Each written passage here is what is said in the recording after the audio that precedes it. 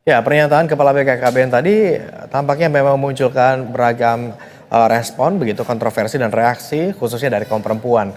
Kita akan bahas hal ini bersama aktivis perempuan perwakilan dari Jakarta Feminis. Ada Mbak Naila Rizky Zaki yang sudah bergabung bersama kami di Berita Satu Siang. Selamat siang, Mbak Naila. Selamat siang, Kak Agung. Sehat Mbak Naila, terima kasih loh sudah berkenan bergabung sama kami di Berita Satu Siang. Kita coba kalau cermati lebih dalam begitu ya, informasi tadi kita sudah simak bersama-sama. BKKBN mengimbau bahkan meminta satu keluarga memiliki satu anak perempuan. Nah, dari pandangan Anda seperti apa atas permintaan ini sebagai seorang aktivis perempuan? Sebenarnya tadi komentar-komentar yang sudah dicuplik oleh teman-teman Berita Satu itu cukup menggambarkan ya bagaimana sebenarnya respon perempuan terhadap komentar yang disampaikan oleh Pak Hasto, bahwa komentar ini akan menimbulkan stigma ya nanti ke depannya, dan juga membebani perempuan untuk kemudian melahirkan anak perempuan lagi. Nah, pandangan ini juga sebenarnya berangkat dari pandangan tradisional, pandangan yang kuno gitu ya, bagaimana kemudian negara melihat perempuan, apakah perempuan dilihat hanya semata-mata sebagai mesin reproduksi semata gitu. Sementara seperti yang tadi dicuplikan komentar netizen gitu, tepat sekali bahwa yang harusnya dipastikan adalah kualitas kehidupan setiap orang gitu ya, kualitas kehidupan anak, bukan kemudian seberapa banyak generasi yang bisa dilahirkan, tetapi seberapa baik kemudian negara bisa menjamin kualitas kehidupan sebuah generasi. Nah, itu yang seharusnya difokuskan gitu ya. Oleh karena itu kenapa kemudian komentar ini sangat berbahaya, karena justru akan memberikan beban kepada perempuan untuk melahirkan anak perempuan. Dan itu kemudian juga akan terus ya seperti lingkaran setan. Jadi perempuan harus melahirkan anak terus gitu. Oke, belum lagi itu juga bukankah sesuatu yang tidak bisa diprediksi begitu ya, anak perempuan atau laki-laki. Tetapi terlepas dari itu ya, prediksi tadi, bagaimana dengan anggapan pemerintah bahwa dengan memiliki anak perempuan artinya bisa memastikan regenerasi ini tetap berjalan? Saya pikir ini pandangan yang sangat keliru dan terlihat tidak didasarkan pada data. Apakah ada data yang menunjukkan bahwa ketika memiliki anak perempuan kemudian generasi suatu bangsa akan terus berlanjut gitu kan? Itu kan tidak didasarkan kepada data begitu. Data justru menunjukkan sebaliknya, keengganan dari seseorang, tidak hanya seseorang ya, tetapi keluarga untuk memiliki anak itu justru karena situasi sosial, ekonomi, dan politik yang membuat mereka merasa harus berpikir ulang untuk kemudian melahirkan anak atau mempunyai anak gitu, memiliki keluarga.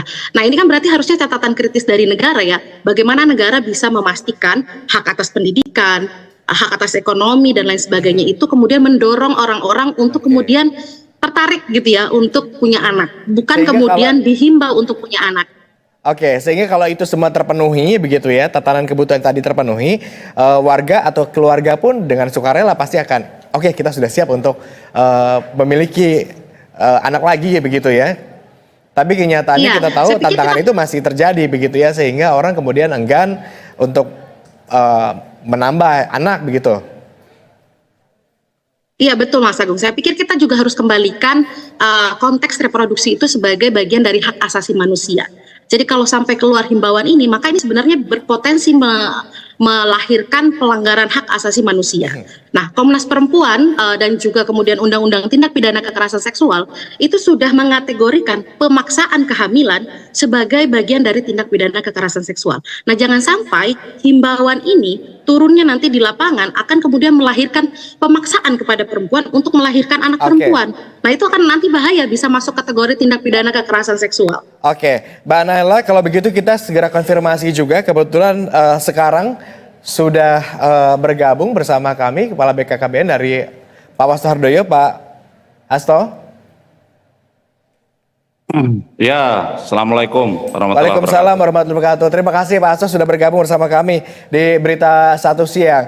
Sekalian kita coba konfirmasi Pak, kemarin ada himbauan seperti ini begitu. Ini bagaimana sebetulnya yang melatar belakangnya himbauan perempuan harus punya anak perempuan lagi gitu? Iya, sebetulnya ada yang dipotong ya kalimatnya itu kan. Kan saya ditanya sama media, kan tugas BKKBN itu menjaga pertumbuhan penduduk seimbang supaya tidak zero growth atau bahkan minus growth ya. Nah, kajian statistik, kajian akademik, kajian ilmiah semua mengatakan bahwa rumusan untuk menjaga penduduk tumbuh seimbang adalah rata-rata setiap perempuan mestinya bisa menghasilkan satu anak perempuan, rata-rata loh ya, bukan kalimat rata-ratanya kan dipotong sama media itu. Jadi kan padahal rata-rata itu artinya apa? Kalau tetangga saya sebelah kanan punya anak perempuan 2, ya tetangga kiri saya itu kalau misalkan tidak punya anak perempuan, ya ini sudah aman kan, sudah aman. Karena apa? Anda bisa bayangkan ya, kalau suatu populasi di suatu desa gitu aja ya, penduduknya katakanlah perempuannya 1000 misalnya gitu, terus 10 tahun lagi perempuannya tinggal 500 gitu, itu mau laki-lakinya banyak seperti apa, tetap penduduknya akan mengecil karena yang bisa hamil dan melahirkan adalah perempuan. Nah, jadi tolong jangan konsensus, Pak Hasto, jadi secara konsensus memang penduduk di Indonesia ini kita memang kurang jumlah perempuannya begitu ya? Atau seperti apa? Tidak. Saya ulangi lagi ya. Tugas kita itu menjaga agar penduduk tumbuh seimbang. Ya, hari ini ya rata-rata perempuan di Indonesia anaknya 2,18. Ini data dari BPS ya. Data dari BPKBN rata-rata anaknya 2,14. Artinya apa? Artinya belum tentu nanti setiap keluarga itu belum tentu ada anak perempuan kalau seandainya angka kelahirannya di bawah 2 gitu ya. Nah, kalau 2,1 insya Allah masih selamat karena insya Allah rata-rata masih satu perempuan melahirkan anak satu perempuan, rata-rata ya, jangan dipotong lagi saya lagi. Nah, dengan cara begitu maka insya Allah penduduk kita tidak minus growth gitu loh. Jadi karena kita ingin menuju 4 besar dunia, ekonomi dunia, juga tidak boleh kita minus growth gitu. Jadi jangan sampai kita kekurangan penduduk lah. Itu sebetulnya. Iya.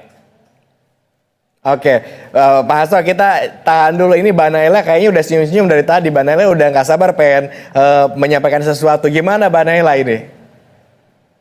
Iya, sepertinya selamat siang Pak Hasto. Terima kasih Pak Hasto klarifikasinya. Ini yang mungkin juga perlu disampaikan juga ya Pak Hasto, bahwa konteks Pak Hasto menyampaikan seperti ini bagaimana gitu, karena kemudian ya tadi ya menimbulkan kekhawatiran gitu Pak Hasto, bahwa himbauan ini kemudian mengharuskan gitu ya setiap perempuan untuk melahirkan anak perempuan. Nah, ini kan juga konteks ini juga perlu dipahami juga Pak Harto, kekhawatiran kelompok perempuan begitu ya, karena kita punya beban itu ya, beban reproduksi yang kemudian tidak hanya mempengaruhi secara fisik tetapi juga secara sosial, itu bisa memunculkan stigma begitu. Misalnya ketika seorang perempuan tidak melahirkan anak perempuan gitu kan, karena ada himbauan pemerintah untuk melahirkan anak perempuan, nanti akan ada stigma sosial bahwa harusnya kamu udah punya anak 3 laki-laki, kurang 1 lagi nih perempuan.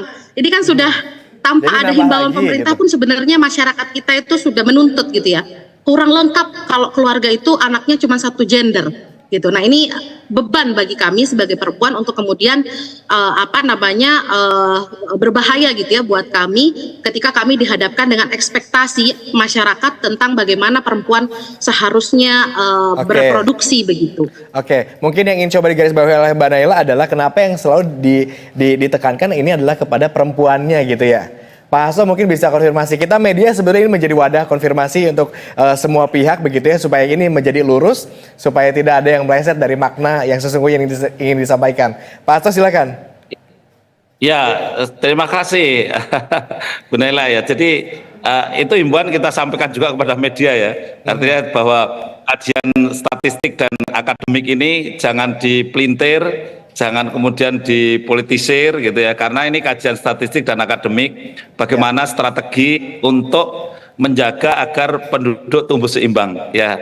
Salah satu caranya adalah jangan rata-rata gitu. Jadi jangan sampai ada kalimat perempuan wajib melahirkan 1 anak perempuan, jangan begitu gitu. Atau satu keluarga wajib melahirkan anak 1 perempuan, jangan begitu. Artinya tapi pemerintah Pak Hasto, pemerintah tidak bermaksud menyebut bahwa perempuan ini sebagai hanya alat reproduksi saja, tidak bermaksud begitu ya? Oh, sama sekali tidak, sama saya tidak. Kita justru penduduk ini sangat tergantung oleh perempuan. Jadi fungsi dan martabat perempuan dalam hal penduduk, pengendalian penduduk, keseimbangan penduduk adalah perempuan sebagai penentunya, ya penentunya. Jadi sebagai hal yang sangat tinggi kalau menurut saya. Karena kalau penentuan ini, kalau perempuan ini tidak diurus dengan baik kan dalam segala hal untuk penduduk ini perempuan lah yang luar biasa. Apalagi sekarang ini usia harapan hidup perempuan jauh lebih panjang daripada laki-laki. Sehingga kalau seandainya lansia perempuan tidak mendapatkan perhatian yang cukup, maka kita repot juga itu karena akan menanggung beban perempuan-perempuan yang besar yang banyak di aging population, sementara mungkin mereka sakit atau tidak produktif karena kurang perhatian ya. Jadi maka sebetulnya dari sisi kacamata kependudukan perempuan adalah luar biasa. Ya tempatnya luar biasa. Ya. Oke, Mbak Naila, silakan terakhir mungkin sedikit saja dari kacamata Anda. Kemudian ini akhirnya membiaskan juga anggapan bahwa pemerintah terlalu dalam mengatur kelahiran hingga masuk pada persoalan jenis kelamin anak. Begitukah? Enggak kan? Atau seperti apa? Betul. Saya pikir iya betul Mas Agung. Saya pikir kita perlu lagi memastikan ulang lagi bahwa peran perempuan dalam pendudukan sebenarnya sama dengan peran laki-laki dalam perencanaan kehamilan ataupun perencanaan keluarga sekaligus dalam sistem kependudukan di Indonesia. Jadi tidak ada peran yang lebih besar antara perempuan atau laki-laki karena dengan pandangan bahwa perempuan punya peran yang lebih besar, nanti bebannya ke perempuan lagi. Nah ini yang harus kita hati-hati gitu ya, agar peran perempuan tidak dianggap sebagai penentu di dalam kependudukan di negara kita gitu, yang kemudian nanti lagi-lagi membebankan kepada perempuan. Oke, gitu, semuanya punya andil yang sama besar, baik laki-laki maupun dia perempuan. Terima kasih Mbak Naila, terima kasih Pak Hasto sudah berkenan bergabung bersama kami. Kita buka ruang diskusi ini untuk mengkonfirmasi, untuk meluruskan segala maksud yang mungkin dalam pemberitaan sebelumnya mungkin terpenggal atau seperti apa. Nanti kita ngobrol-ngobrol santai lagi kalau begitu lain waktu. Mbak Naila, Pak Hasto. Terima kasih Pak Hasto, Mas Agung. Terima kasih Mbak Naila. Terima kasih.